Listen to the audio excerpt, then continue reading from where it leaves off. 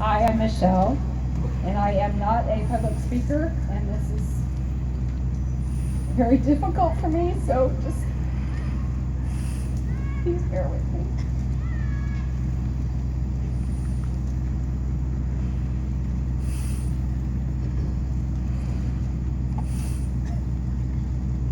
My story begins when I was 20 years old. I had just gotten married in June and moved to California. I found a part-time job at a bakery and was adjusting to my new life. I thought I had a cold, and I went to urgent care to have it checked out. They told me my glands were just swollen, gave me antibiotics, and sent me home. So after 10 days, everything was good, or so I thought. And after another week, my neck was swollen again. So I returned to urgent care, and they set up an appointment with a thoracic surgeon for a biopsy.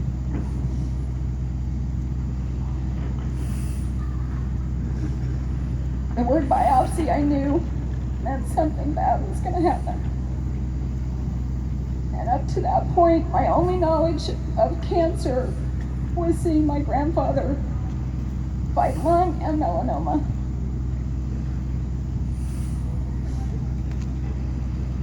And he passed away after a long battle with both of these diseases.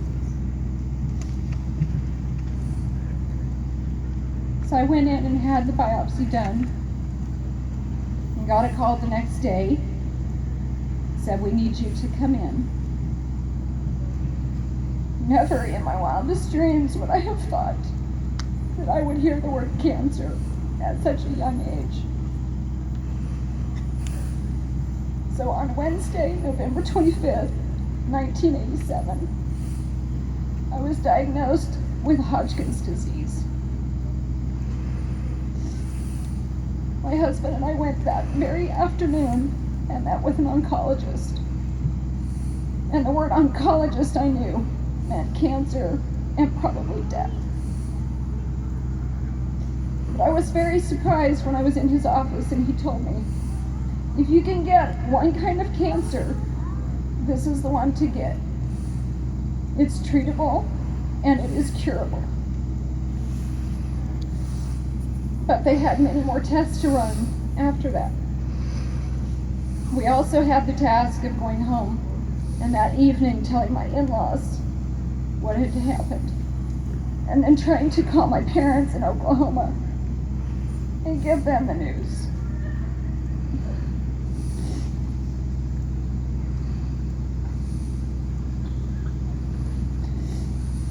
We had Thanksgiving, tried to make it a normal day, and then Friday went in for a CT scan. More blood work, and then waited for the results. The following week, I went in for a bone marrow biopsy. In the doctor's office, no anesthesia, which is very painful. I also had to have a lymphangiogram, which was hours and hours of laying on a table while they checked my veins in my legs. We were told that through the staging process, that it looked good, that it was stage 1. They also said we would like to do surgery just to double check some things internally, take pieces of your liver and some lymph nodes to test them, make sure it's not spread. So after celebrating the Christmas holidays, I went in January, had that done. They took out my spleen, my appendix, pieces of my liver, and several pieces of lymph node. Those all came back clear. So my cancer was limited to a very small area around my heart and my lungs. So at that point they said, because you're young, you're just married, you have no kids, we don't really want to put you through chemotherapy. We're just going to do radiation, and we think we can take care of it there.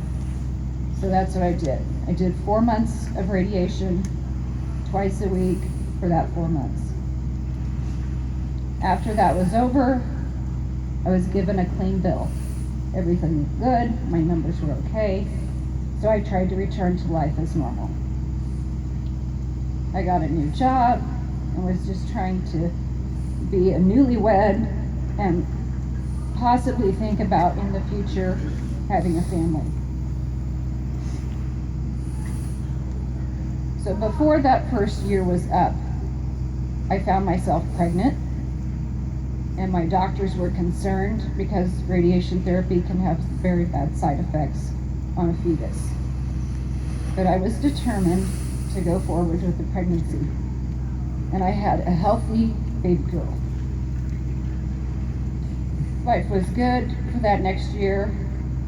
Year and a half went by, I got pregnant again, had my son, went in for my routine checkup, and they said, "We're sorry to tell you, because when we blocked your heart and lungs from the damage of the radiation, there was a few cells that we had missed." At that point, the only option was surgery to try to remove the cancer, followed by 6 months of chemotherapy. So I was at home with a 2-year-old and a 6-month-old baby. Started my treatments, and I did okay the first 3 months. I didn't have the typical side effects. I wasn't sick. I was doing all right. But then I got a cold, which with no immune system turned into something really bad. It just kind of went downhill from there. I got really sick. Then the effects of the chemo really started to show. It was not good, and I ended up losing the majority of my hair. But I was determined for my 2 kids that I was going to fight.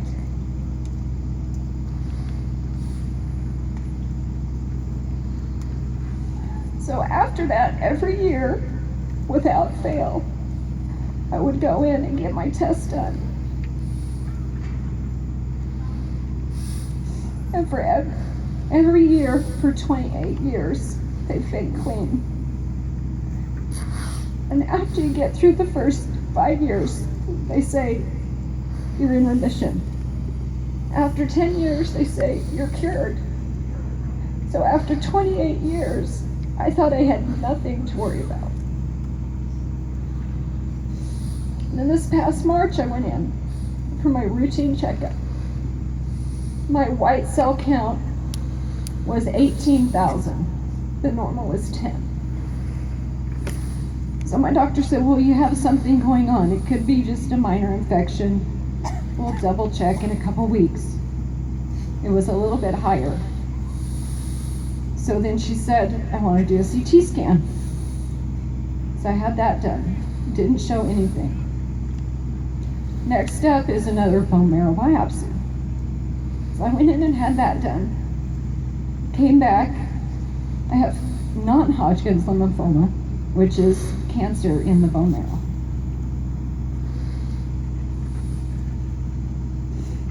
She sat me down and she said, it's okay, you're not gonna die. It's very treatable. But she said, I'm not concerned as much because you don't have any other signs or symptoms. It's only your white cell count is up. So every 2 months, I've been going in, having my white cell checked. It's gotten higher and higher every 2 months. My last checkup was in November, and she said it's a little bit higher, but it hasn't doubled in the 6-month period.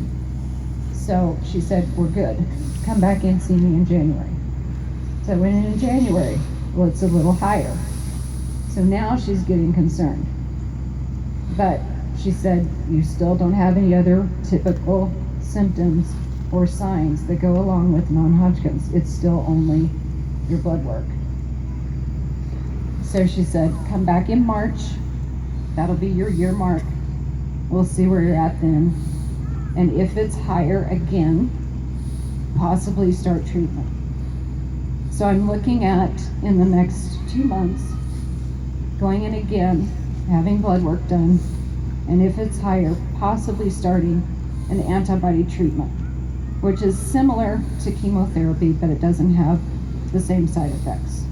You go in once a week for 4 weeks, have the treatment done, and hopefully it works. If not, then they proceed to 8 weeks, but they can't do more than 8 weeks at a time. But I'm confident that I'm going to continue to watch my girls grow and my grandchildren grow up. I beat cancer once, and I will beat it again. Thank you.